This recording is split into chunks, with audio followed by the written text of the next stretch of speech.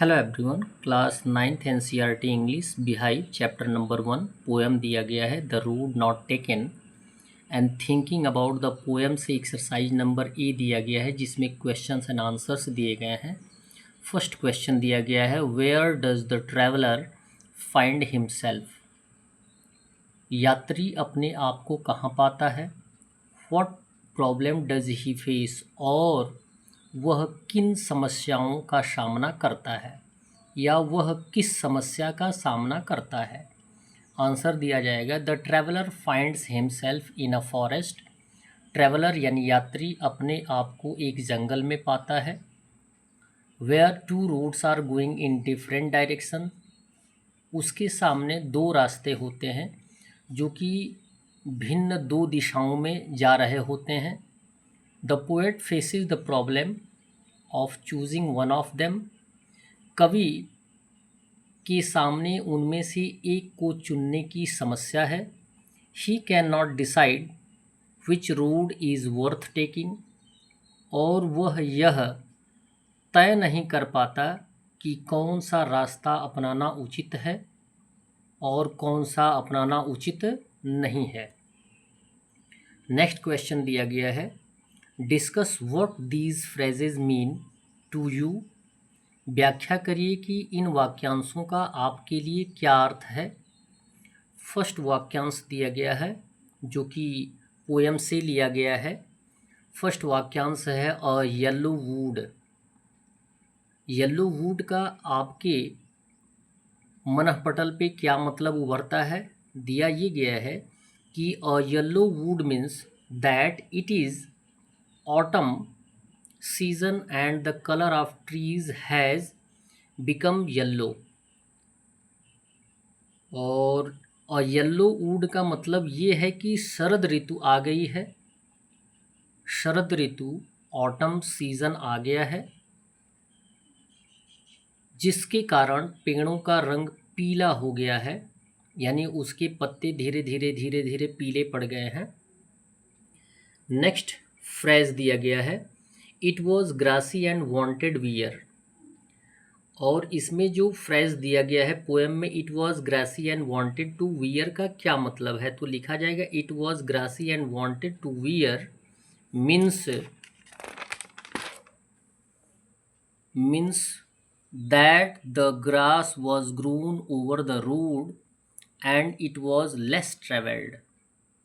वहाँ घास थी और इसका मतलब यह था कि सड़क पर घास उगी हुई थी और उस पर कम लोग आते जाते रहे होंगे। थर्ड दिया गया the passing there. Passing there का क्या मतलब है। The passing there means going up and down the road. वहाँ से गुजरने का मतलब ये है कि सड़क पर ऊपर नीचे आना जाना। फोर्थ टर्म दिया गया है जो फ्रेज के रूप में है leaves no step had trodden black.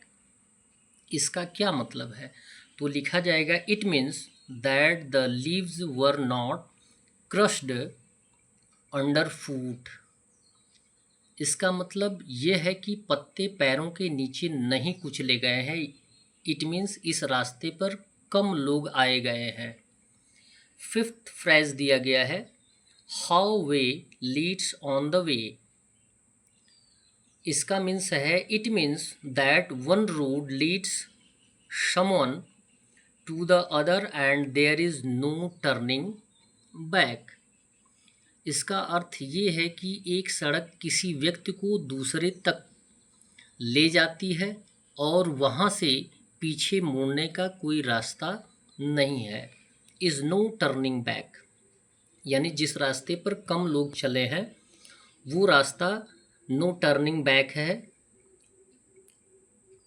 Question number third दिया गया है is there any difference between the two roads as the poet describe them.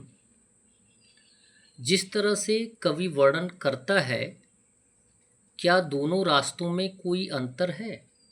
Is there any difference between the two roads, क्या इन दोनों रास्तों में कोई अंतर है। और फर्स्ट टर्म दिया गया है, क्या दिया गया है कि इन स्टेंजाज 2 and 3 में क्या अंतर दर्शाया गया है? तो आंसर दिया गया है the roads stands for the choices in our life.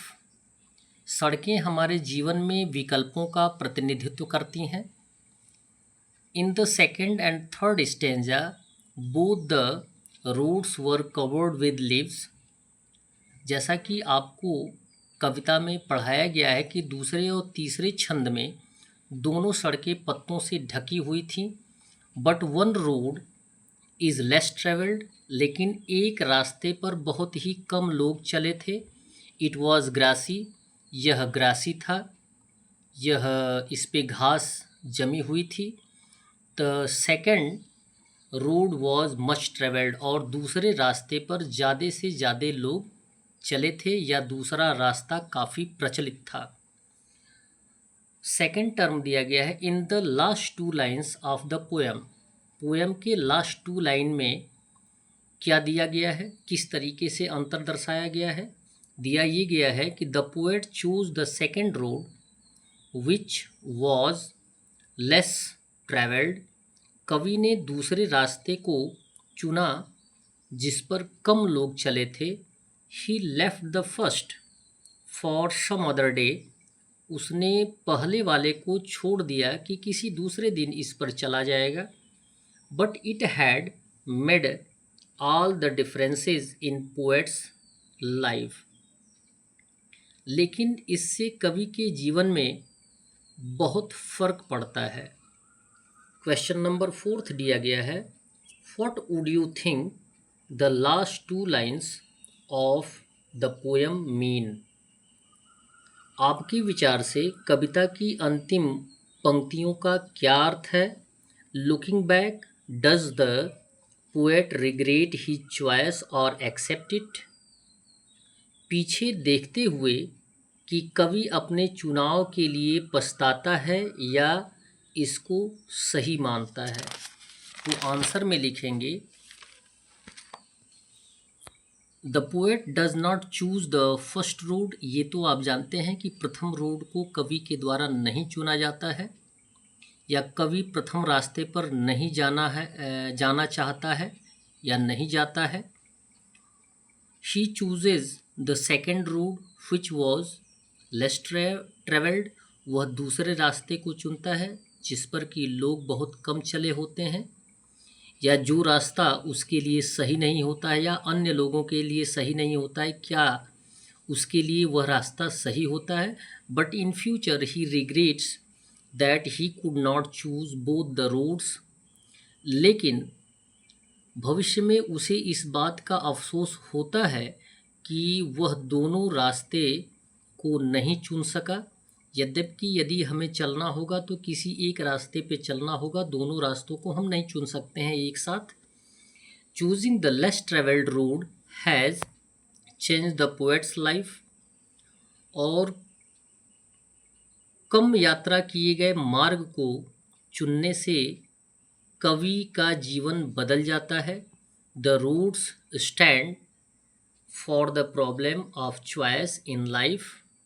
क्योंकि सड़कें जीवन में चुनाव की समस्या का प्रतीक होती हैं। A particular choice changes a persons life. और एक विशेष विकल्प व्यक्ति के जीवन को बदल देता है। That's all. वीडियो को लाइक करें और चैनल को सब्सक्राइब करें। धन्यवाद।